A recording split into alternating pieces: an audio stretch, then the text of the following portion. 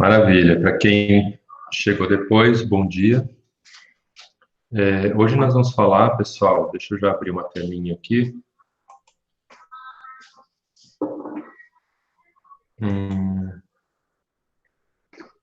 Não está aparecendo a tela. Deixa eu fechar e abrir de novo o que aparece.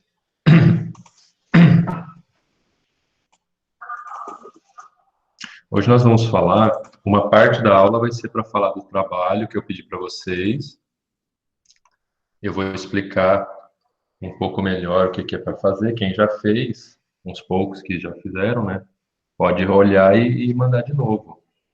Quem ainda não fez, então preste atenção no que eu vou falar para vocês fazerem. Eu quero esse trabalho entregue hoje ainda, hein?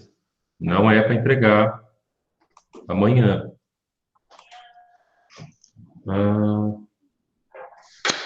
Não vai. Caramba.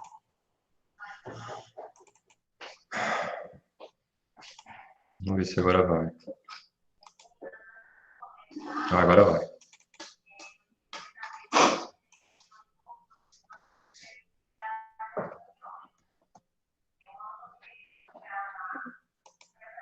Tá aparecendo para vocês aí, gente, um mapinha? Sim?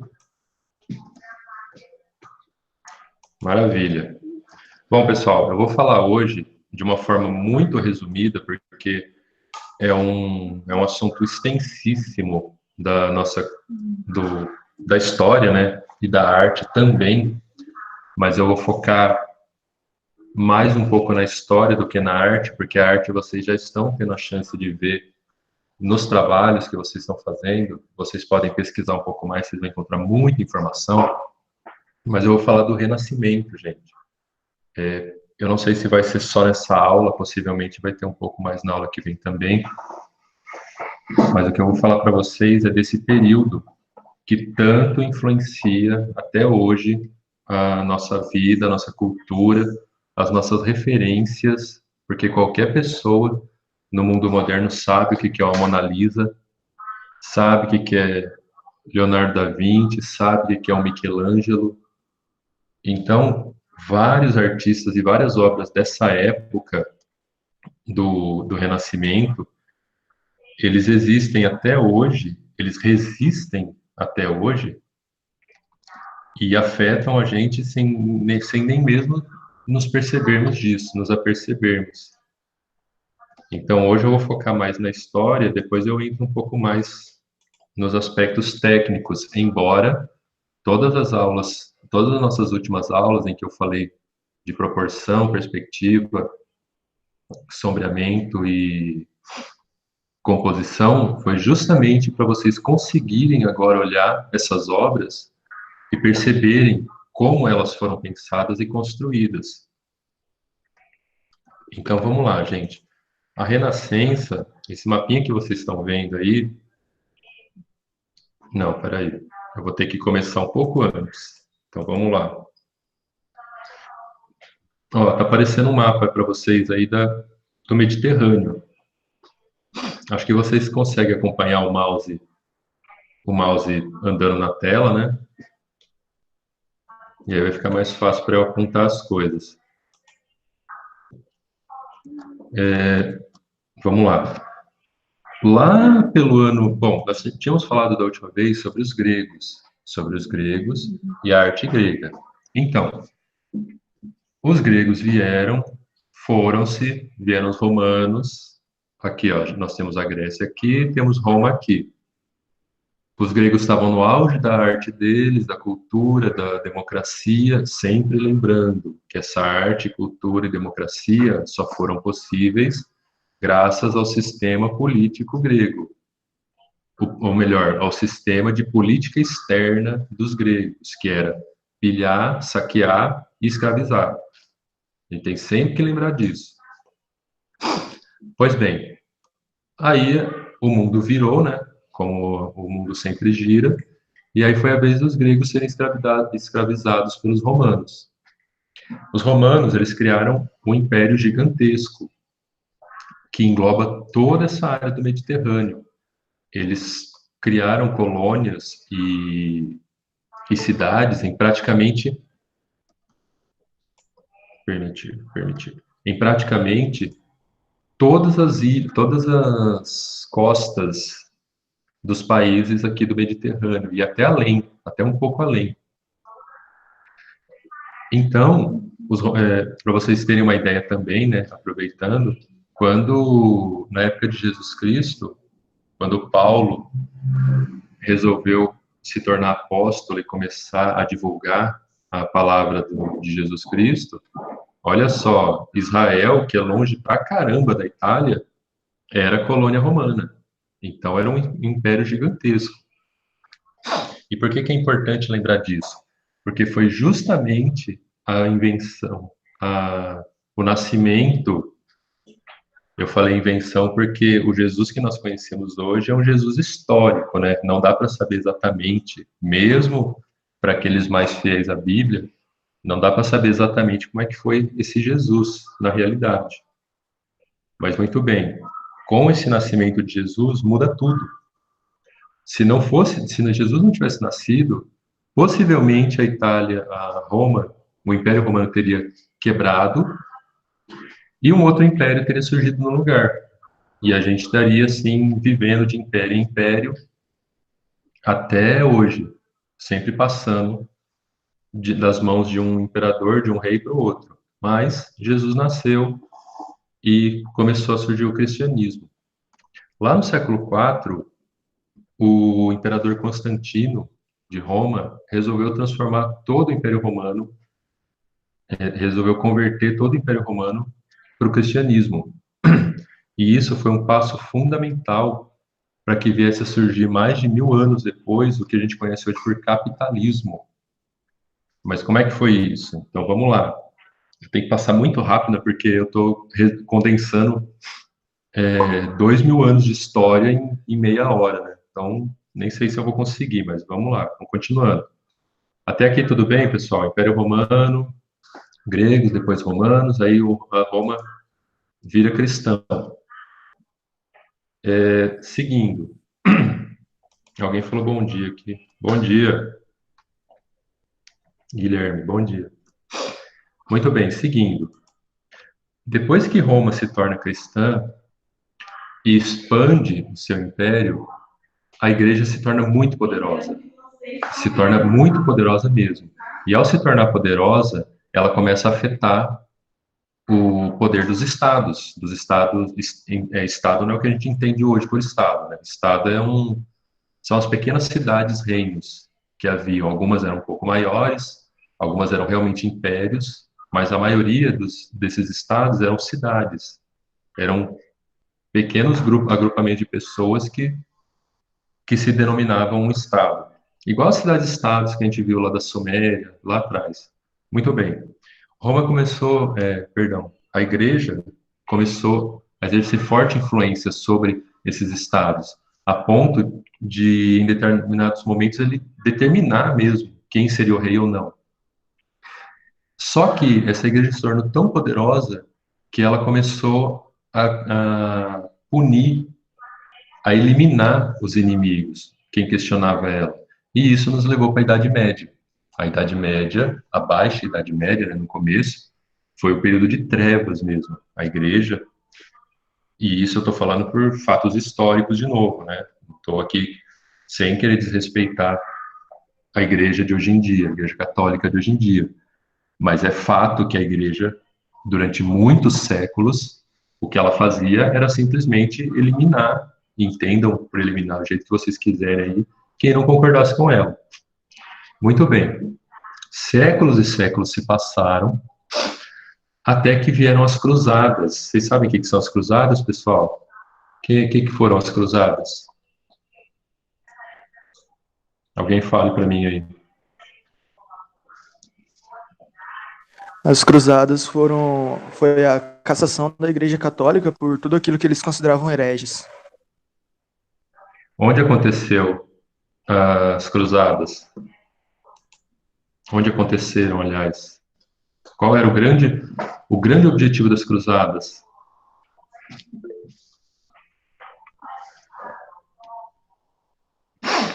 Isso, pessoal, vocês falaram duas coisas importantes aí. Jerusalém e os movimentos militares, religioso-militar. Sim, eu não vou saber dizer por que isso começou a acontecer. Talvez fosse uma forma de renovar o poder da igreja mais uma vez, né? Mas o fato é que lá pelo século X, final do século, mais século XI, né?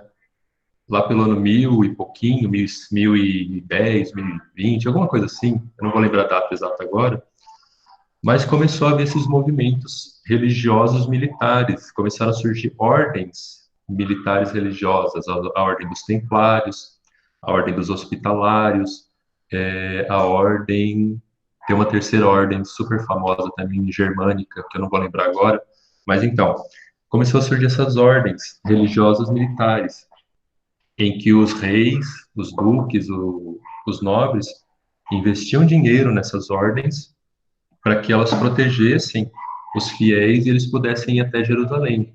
Só que o negócio cresceu e resolveram que não bastava só proteger os fiéis, o negócio era conquistar Jerusalém.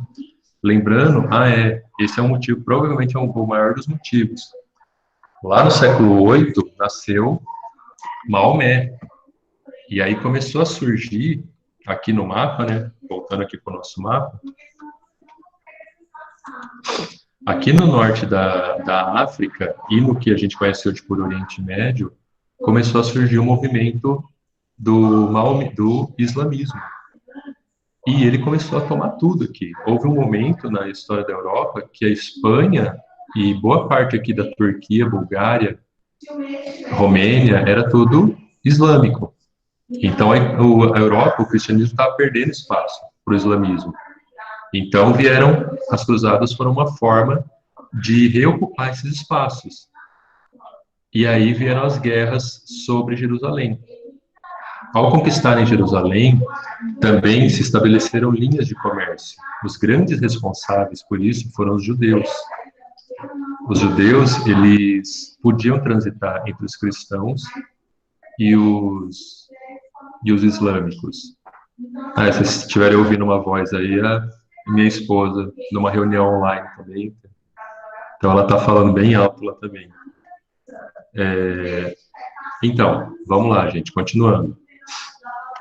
Então, os judeus, eles podiam transitar entre os dois mundos, entre os cristãos e os islâmicos. E eles começaram a criar as grandes linhas de comércio, a famosa Rota da Seda, que ele vinha lá da China e trazia seda para a Europa, as especiarias da Índia, vinham tudo por terra e passavam tudo, ou boa parte, né, por Jerusalém. Então a gente tem um outro movimento agora aí. Deixa eu achar o outro mapinha aqui. Cadê? Aqui, ó, não sei se dá para ver muito bem. Esse é o mapa da Europa no século XV. Mas vamos lá. Então, começou a haver esse comércio entre a Europa e o Extremo Oriente, a China, a Índia e outros lugares. Por outro lado, lembra que eu falei que a igreja, ela ferrava a vida das pessoas? Então, graças à igreja, criou-se nos europeus um espírito, isso que a gente chama dos brasileiros hoje, que o brasileiro é um povo que está sempre se reinventando, é um povo que, apesar de todas as desgraças, ele continua dando um jeito de sobreviver. Então, era mais ou menos isso, o que os europeus tinham na época. Eles sobreviviam às adversidades, vinha a praga, vinha a peste, vinha a fome, e eles estavam lá. E isso criou nos europeus um senso de empreendedorismo, um senso de que a gente pode vencer as adversidades, sejam elas quais forem. Então, olha, estamos lá saímos do século XI, com as cruzadas, o comércio, estamos na Europa agora, com essa desgraceira acontecendo lá, essa opressão da igreja, fome, peste, só que o dinheiro começa a entrar, o comércio começa a crescer. E nisso, esse dinheiro crescendo, começa a surgir uma nova classe social, que são os famosos burgueses. Tudo bem até aqui, gente? Estão acompanhando?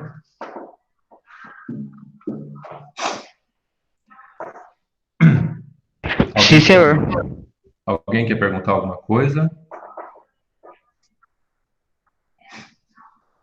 Não? Sim? Bom, se ninguém se manifestou, eu vou considerar que vocês, por enquanto, estão entendendo. Então, vamos lá, gente. No século XIV, com a entrada de mais e mais dinheiro, conforme essa grana vinha, né, e não só do Extremo Oriente, também os reinos islâmicos também negociavam com os cristãos. Então, o mundo inteiro já era uma grande globalização, não igual o que é hoje, né, mas já acontecia. Então, lá no século XIV, começou esse lugar, não sei se vai dar para ver aqui, que está muito pequenininho, deu para aumentar um pouco. Se vocês olharem aqui, ó, a Itália, a bota italiana, ela era dividida em vários pequenos reinos, ó, o reino de Nápoles, o Estado da Igreja, o reino de Gênova, ou melhor, a República de Gênova, a República de Veneza. Por que havia esses reinos, pessoal? Porque a Itália, já desde o século XIV, ela era o entreposto comercial de tudo que vinha do Oriente e entrava na Europa. Os italianos, eles enriqueceram absurdamente nessa época. Era de longe, assim, os povos, né? Porque até então não existia uma coisa chamada Itália. O pessoal aqui da Península Itálica, os reinos e repúblicas da Península Itálica, foi daqui que surgiram os primeiros burgueses. Eram pessoas que faziam comércio mesmo, estavam o tempo todo transitando entre os mundos e trazendo coisa e vendendo coisa. Então eles começaram a acumular muito dinheiro. Só que a igreja continua lá. A igreja continuava lá controlando a vida das pessoas. Então, como é que ela ia permitir que a usura, a especulação e esse monte de termos relacionados ao dinheiro continuassem funcionando? Como é que ela podia tirar vantagem disso, melhor dizendo? Porque o pessoal não ia parar de fazer comércio, né? Se a igreja obrigasse o povo a parar de fazer comércio, eles iam entrar na clandestinidade e ia continuar. Então ela criou a tal da indulgência. Ela falou, tá bom, então vocês têm que pagar uma penitência para a igreja. E como é que foi boa parte dessa penitência? Já que as questões de fome, segurança, aquelas questões a pirâmide de segurança do ser humano, né? Abrigo, comida, água, um conforto. Depois que você tem tudo isso, você começa a pensar em estudo, cultura, arte. Então, os caras tinham dinheiro, a igreja tinha dinheiro, eles não estavam passando fome. Começaram a investir em arte. É aí que começam os grandes mecenas, isso já no século XV, entre o ano 1401 e ano 1500. Com toda essa grana entrando e com todo esse trânsito de pessoas indo de todos os lugares, inclusive dos mundos árabes, dos povos árabes, porque tem que lembrar agora também que foram graças aos árabes que os europeus são o que são hoje, porque quando veio a Idade Média, a igreja queimou os livros, ela acabou com todos os livros, acabou com o conhecimento grego antigo. E foi pelos árabes, porque os árabes não fizeram isso, os árabes traduziram do grego e do latim as obras antigas e mantiveram em árabe, e séculos depois foram eles que devolveram, ou melhor dizendo, né, os europeus retraduziram do árabe as obras do grego e do latim. Então tem mais esse fator aí. Começa a entrar na Europa, no século XV, começa a entrar de volta as obras dos gregos. O que isso leva? Ao humanismo. Lembram lá na Grécia, que começou a se valorizar mais o homem? Houve uma época em que se valorizava o homem é a medida de todas as coisas. Pois bem, o humanismo é exatamente a mesma coisa. Começa a se separar, começa a se tirar, deixar Deus de lado, para se valorizar o homem. Então, todos esses movimentos juntos, ó, dinheiro entrando, a igreja sendo mais flexível, o retorno dos gregos, a formação de uma nova classe que desejava se impor, que desejava criar uma nova forma de pensamento e que investia, por causa disso, em arte. Tudo isso começa a fomentar ali naquele meio, especialmente na Itália, né, de novo, começa a fomentar uma nova forma de se pensar arte, uma nova forma de novas formas de expressão humana. Mais um dado que vocês têm que guardar. Em 1450, mais ou menos, né, 1450, deixa eu ver se ninguém mandou mensagem aqui, se alguém não está entrando. Ah, não, tá todo mundo aí. Beleza. Lá em 1450, o famoso Gutenberg cria a prensa móvel. Vocês já ouviram falar do Gutenberg? O que foi a prensa móvel do Gutenberg?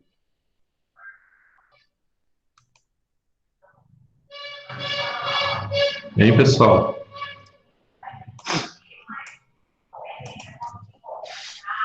Em 1454, mais ou menos, Gutenberg, deixa eu escrever o nome dele aqui, ó.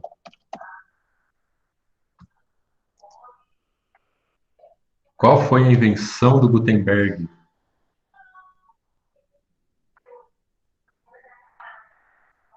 Vamos, gente. É uma impressora antigona, tipo isso. Como o quê?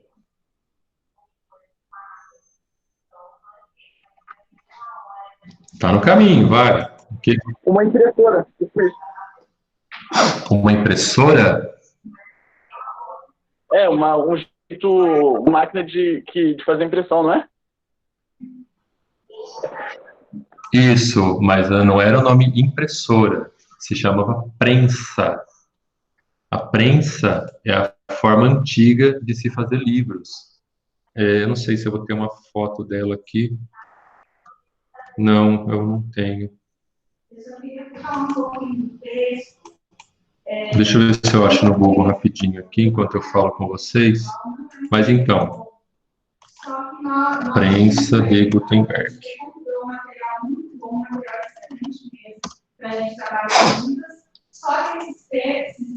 Prensa de Gutenberg. Eles não estão disponíveis em PDF. E para a gente fazer esse PDF, escanear esse livro, a qualidade está muito Então, a gente está vendo se a gente consegue um aplicativo bom para poder trabalhar esses textos atuais. Mas, por essa razão, eu justificando por que a gente está indo nesse primeiro texto, não é um texto atual, não é um texto novo, mas é um texto introdutório. É um texto, apesar de ser novo, ele não está resolvendo. Ué, cadê? Ah, tá aqui. É um texto para começar mesmo. E o cenário que estava projetado lá no final, a gente pegou ele para agora, porque é um texto que está aí na plataforma numérica, é um texto de acesso. Então, cadê? Aqui, ó. Pronto. Está aparecendo aí para vocês? Sim.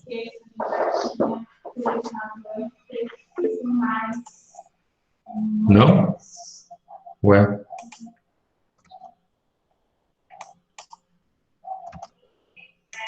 E agora?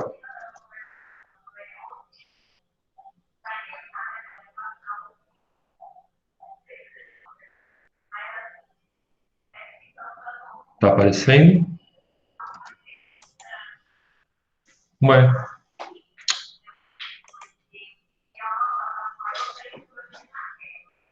É que eu... Não, é... Bom, pessoal, eu vou ficar devendo a imagem da prensa, então... Eu não sei. É que eu tiro, só que se eu olhar para a tela, ela some.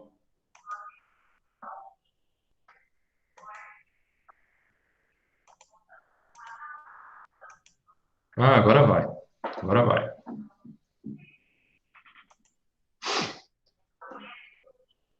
Eu que estava fazendo errado aqui.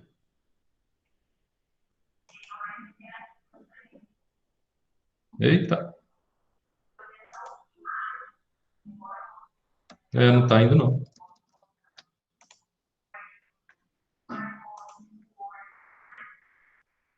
Deu certo agora. Vocês estão vendo agora aí, né? É, porque eu que não estou sabendo mexer com o programa aqui. Muito bem, gente. Antes que a imagem suma de novo, ó, essa é a prensa de Gutenberg. Era uma forma antiga de fazer livros. O pessoal, nessa parte aqui com essa alavanca, ó, eles tiravam essa peça. Não, perdão. Eles pegavam aqui embaixo, ó, eu não vou conseguir aumentar mais a imagem. Aumentou um pouco. Eles colocavam uma bandejinha aqui embaixo desse lugar chamado prensa, colocavam uma bandejinha com todos os tipos. Os tipos são as letras. Por isso que essa prensa também é chamada de prensa de tipos móveis. Então eles botavam aqui, ó, essa bandejinha com esses tipos e organizavam, né? Vou escrever a palavra prensa. Então eles colocavam as letrinhas da palavra prensa virada, né, para baixo, virada para cima, aliás, e iam formando as páginas, iam formando as linhas, iam formando as páginas. Aí formava a página do livro, ia encaixando peça por peça. Jogava essa bandeja aqui embaixo, botava uma folha em cima, a folha ficava nessa estrutura aqui, ó. Jogava aqui embaixo e torcia a alavanca. Com isso você fazia uma página do livro. A prensa de Gutenberg, pessoal, ela foi tão importante que, justamente porque ela podia produzir livros em série, você tem que lembrar que na Europa daquela época, os livros eram feitos à mão. Os livros eram copiados um a um.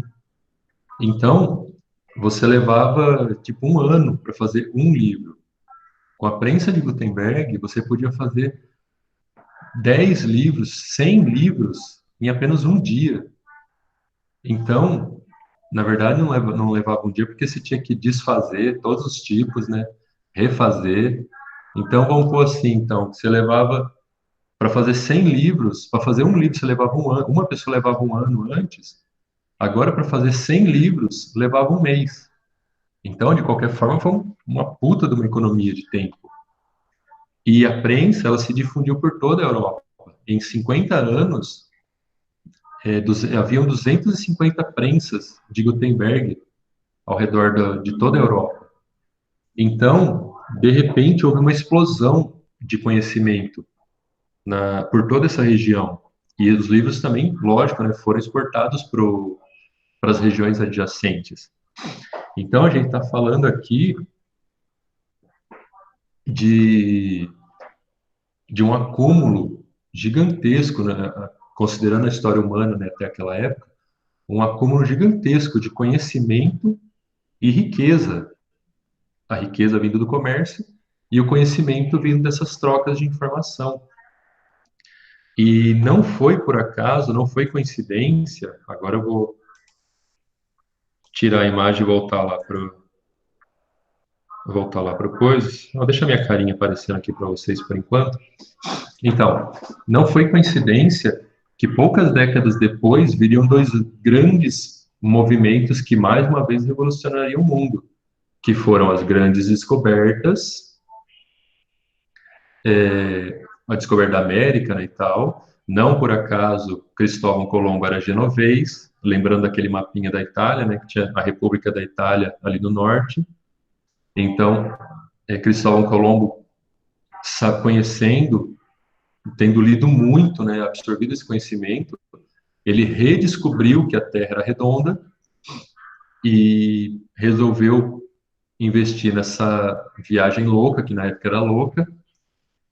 E também a gente vai ter a Reforma Protestante, logo em seguida, lá em 1520. Todos esses movimentos, eles estão todos interconectados. A entrada de tanta riqueza e tanto conhecimento na Europa borbulhou, fez o negócio ferver ali. E no meio do caminho estavam as obras de arte.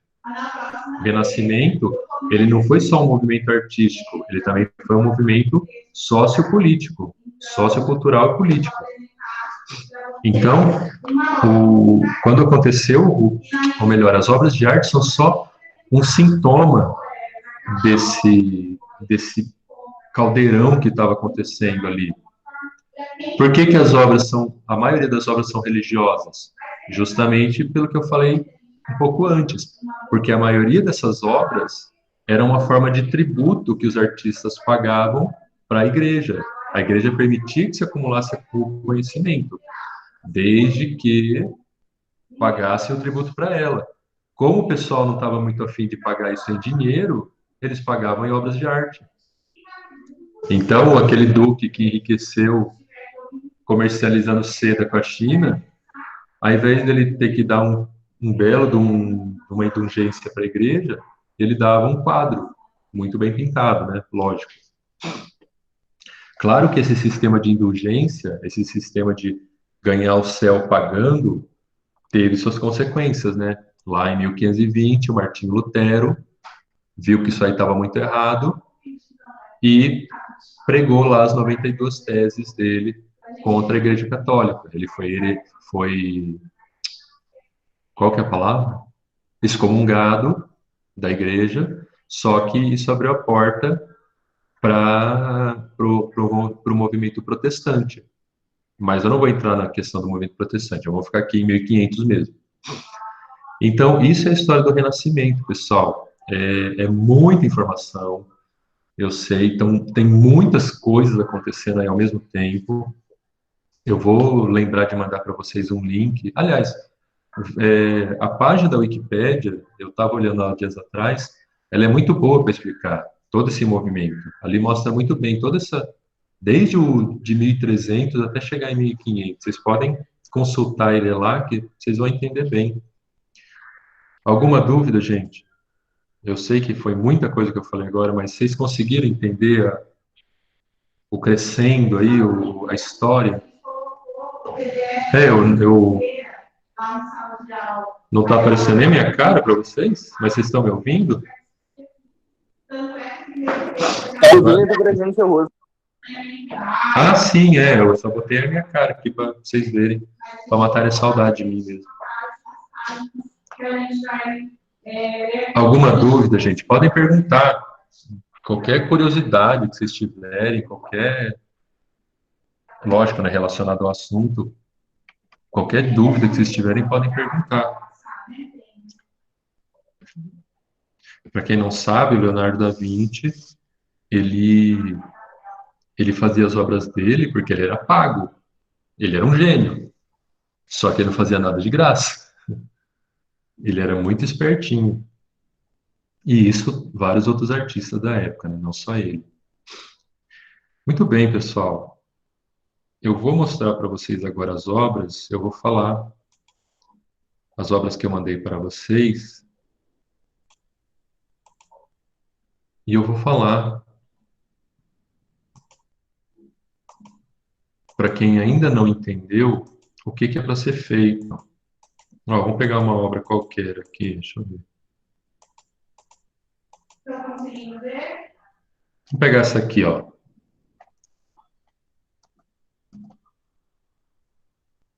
Tá todo mundo vendo?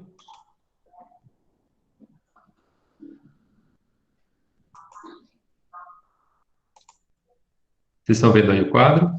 Sim? Beleza. Então, o que é para vocês fazerem, pessoal? Além da pesquisa histórica que eu pedi, ou seja, eu já dei essa obra com o nome do artista e com o nome da obra, que é para vocês poderem pesquisar, encontrarem alguma coisa. Então, mas além dessa pesquisa histórica, né, e eventualmente alguma interpretação dessa obra, todas as obras que eu passei para vocês, são eventos bíblicos, tirando, né, a melancolia, tirando essa obra aqui, que ela é um pouco mais mística, ela é um pouco mais ligada à magia, porque o Albert Dürer era um cara Albrecht Dürer, aliás, era um cara meio loucão na época dele, né? Mas todas as obras falam de eventos da Bíblia, que aparecem na Bíblia. A Santa Ceia, a Torre de Babel, a parábola do casamento, que é contada por Jesus Cristo,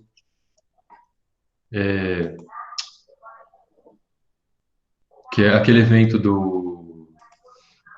Nossa, esqueci. Mas quem pegou aí lembra do que eu estou falando. A visitação foi quando a Isabel, a mãe do João Batista, foi encontrar a Maria, mãe de Jesus Cristo. Então, todos esses eventos, a Santa Ceia também, né? Óbvio. Então, todos esses eventos, todos esses quadros, eles são relacionados à Bíblia. Então, mesmo que você não encontre nada do quadro, você, no mínimo, você sabe, você tem algum conhecimento da Bíblia para poder comparar e para poder falar alguma coisa. Mas também tem a parte técnica que eu pedi para vocês observarem, que são, de novo, né, a questão da composição, da perspectiva, do sombreamento e da proporção. Olha só nesse caso aqui, ó, como que a proporção aparece aqui. Olha o jeito que esse personagem aqui de manto verde está desenhado. Olha a forma o tamanho, né, do pé, os músculos aparecendo aqui, e ele dá para perceber que ele está... O tamanho dele, né, vamos dizer assim, o tamanho absoluto dele é maior do que o tamanho absoluto das pessoas que estão aqui atrás da mesa.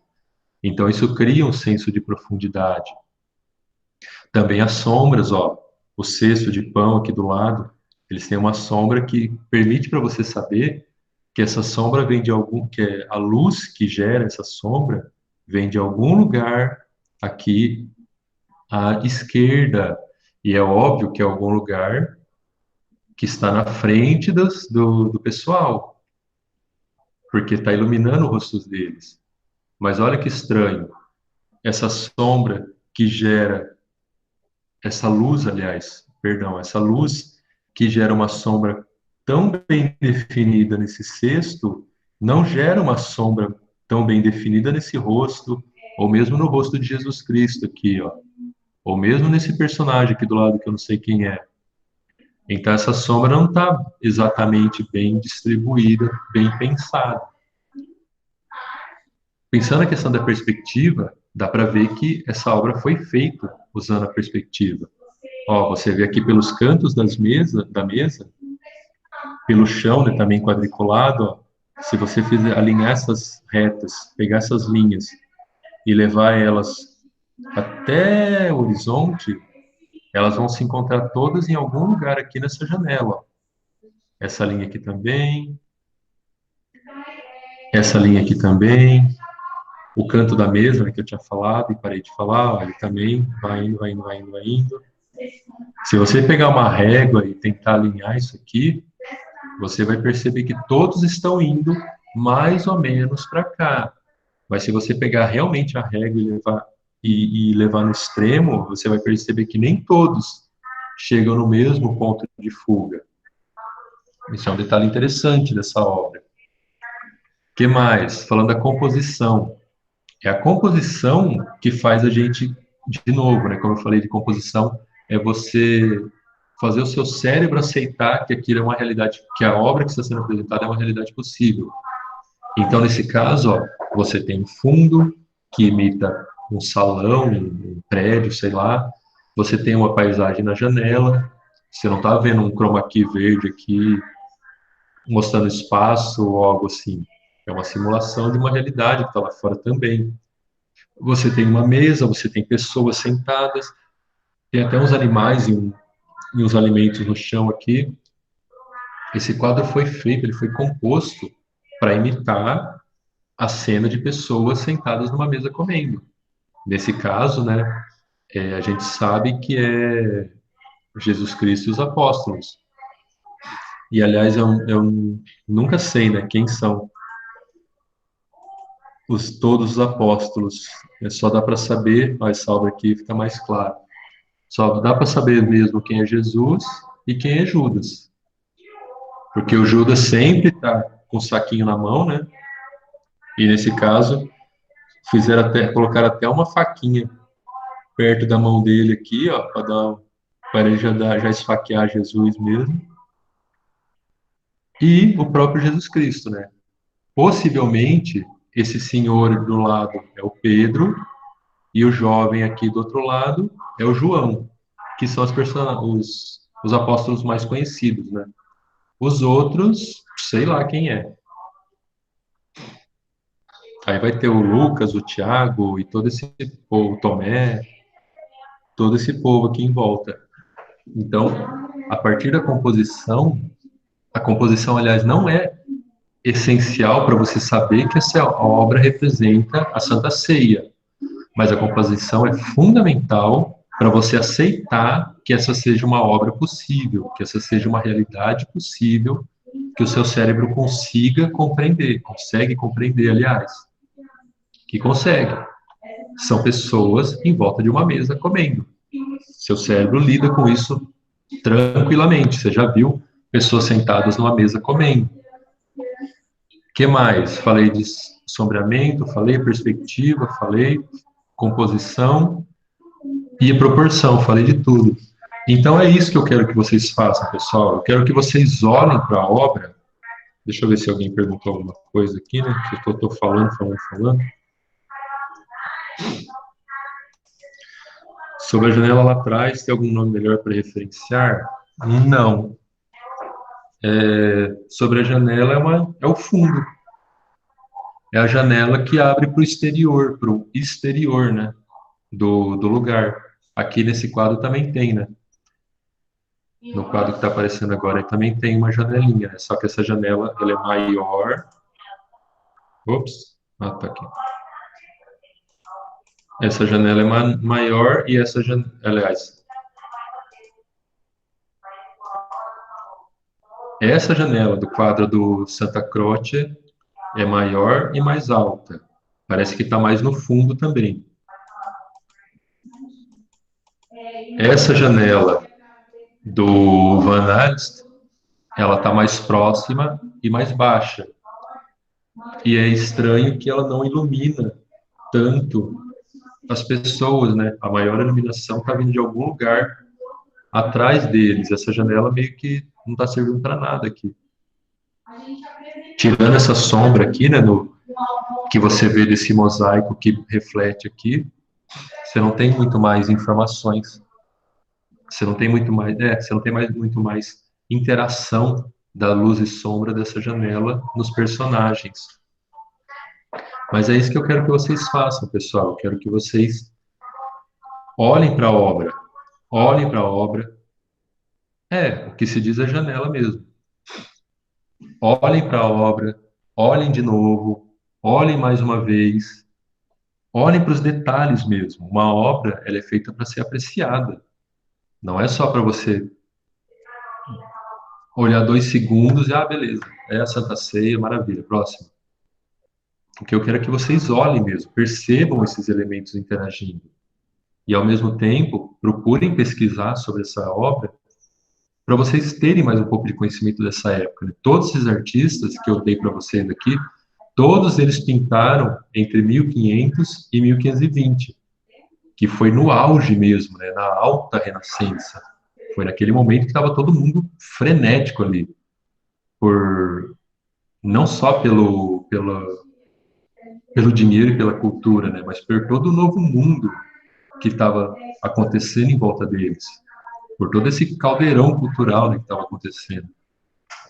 Então, vocês podem, analisando essas obras e até a vida dos autores, vocês podem aprender muito dessa época. O que mais, gente? Acho que é isso. Querem perguntar alguma coisa?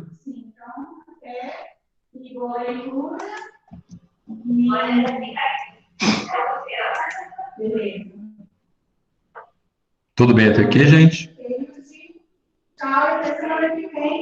E vamos ler. A gente vai passar a questionar. Sim, vocês ainda estão aí? Estão comigo? Pesquisem mais, pessoal, sobre o Renascimento. É uma época, assim, muito importante para vocês entenderem o nosso mundo atual.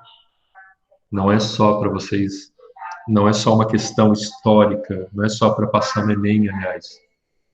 É para compreender mesmo como é o nosso mundo na atualidade. Muito do que nós somos hoje veio dessa época. E das consequências todos esses movimentos nessa época que geraram outras consequências para o que nós somos hoje. Movimentos como o Iluminismo, a Revolução Francesa, a Revolução Industrial, todas estão ligadas ali com esse movimento do Renascimento. E lembrando, né, não foi só artístico, não foi nem principalmente artístico, mas foi principalmente sociopolítico e cultural. Bom, é isso, pessoal. Só informações práticas agora do trabalho, né? Não precisa todos os membros do grupo mandar o trabalho para mim pelo Google Class, mas coloquem os nomes de vocês, para eu saber quem fez e quem não fez. O que mais? Se vocês tiraram alguma informação da internet, coloquem a fonte, ok? Mesmo que seja a Wikipédia, não tem problema. Mas coloquem de onde vocês tiraram a informação. Acostumem-se a fazer os seus trabalhos. Com certeza não sou o primeiro a falar isso para vocês, né? Quando fizerem trabalhos, coloquem a fonte de onde vocês tiraram a informação. E acho que é isso.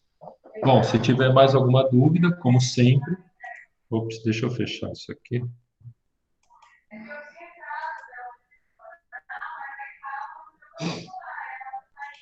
Como sempre, estou no celular, podem me escrever, podem perguntar. E é isso, gente. Muito obrigado. Por hoje a gente para aqui. E não tem muito mais que eu falar para vocês. E qualquer dúvida, me escrevam. Ah, peraí, não vão saindo, não. Coloquem os nomes de vocês aí no chat. Só agora que eu lembrei de falar isso, né? Coloquem os nomes de vocês, pessoal, para eu saber quem esteve presente aí.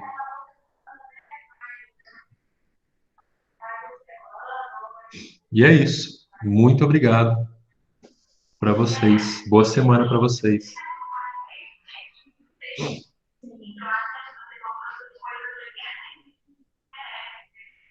Falou, professor. Boa semana para você também. Valeu.